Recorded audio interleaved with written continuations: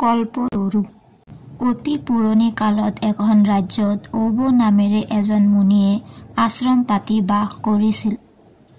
তেওঁৰ এজনী ৰূপৱতী, গুণৱতী তথা ভক্তিপৰায়ণা কন্যা আছিল। তেওঁৰ নাম আছিল কন্দলী। কন্দলীয়ে দুৰ্বাসা নামৰ মুনিক প্ৰতিৰূপে পাবলৈ ইচ্ছা কৰিছিল।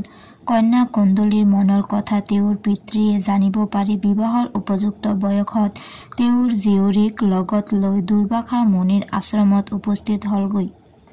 দুৰ্বাসা মুনিয়ে তেওঁলোকক অতিথি ৰূপে গ্ৰহণ কৰি অহাৰ উদ্দেশ্য সম্পৰ্কে জানিব বিচাৰিলে। লগতে যুৱতীগৰাকীৰ পৰিচয়ো জানিব বিচাৰিলে।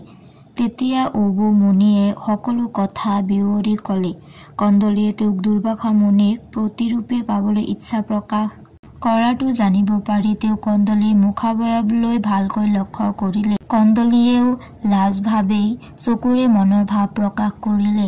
আনহাতে দুৰ্বাসা মুনিয়েও কন্দলীৰ ৰূপত মোহিত হৈ বিবাহৰ বাবে সন্মতি জনালে। দুৰ্বাসা মুনিয়ে জীয়েকক বিয়া কৰিবলৈ সন্মত হোৱাত কন্দলীৰ পিতৃ ঔব মুনি আনন্দিত হল যদিও তেওঁ দুৰ্বাসা মুনিক জনালে যে তেওঁৰ কন্যাৰূপে গুণে বিভূষিতা হলেও তাইৰ বিয়া গুণ নথকা নহয়। ক্ৰোধৰ সময়ত তাই কটুবাক্য ব্যৱহাৰ কৰে আৰু অতিশয় দন্দুৰেও। গতিকে কন্যাই বিবাহৰ পাছত স্বামী কিবা ভুল কৰিলে কন্দলীক ক্ষমা কৰি দিবলৈ তেওঁ অনুৰোধ জনালে। কন্দলীৰ পিতৃৰ মুখৰ পৰা এনে কথা জানিব পাৰি দুৰ্বাসা মুনিয়ে ক'লে যে কন্দলীৰ 100টা লৈকে কটুবাক্য তেওঁ সহ্য কৰিব। তাতকৈ যদি বেছি হয় তেতিয়া তেওঁ কন্দলীক উচিত শিক্ষা দিব।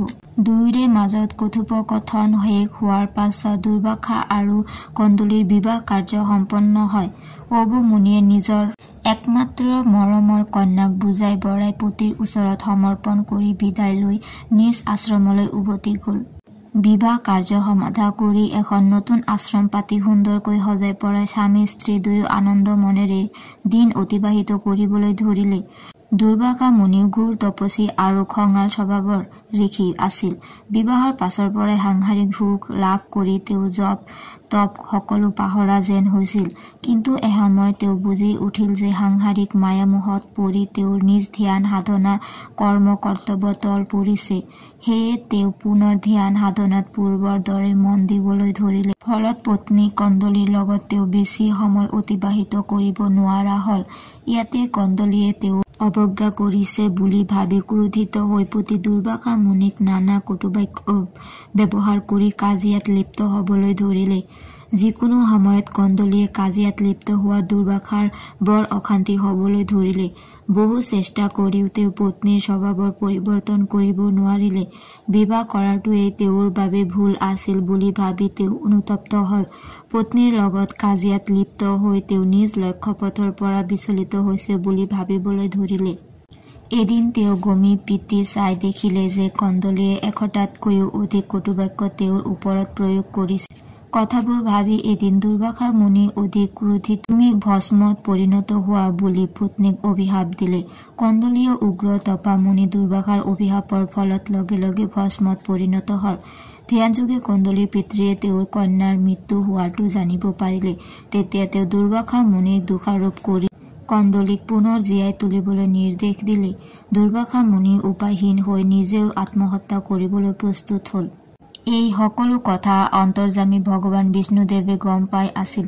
তেওঁৰ কৃপাত কন্দলীৰ চিতাভস্মৰ ওপৰত কমণ্ডলৰ পানী ছটিয়াই দিয়াত তাতে এজোপা গছৰ সৃষ্টি হল।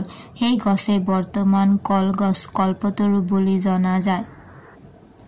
এই গছৰ ফলপাত আদি যিকোনো যজ্ঞত ব্যৱহৃত হয়।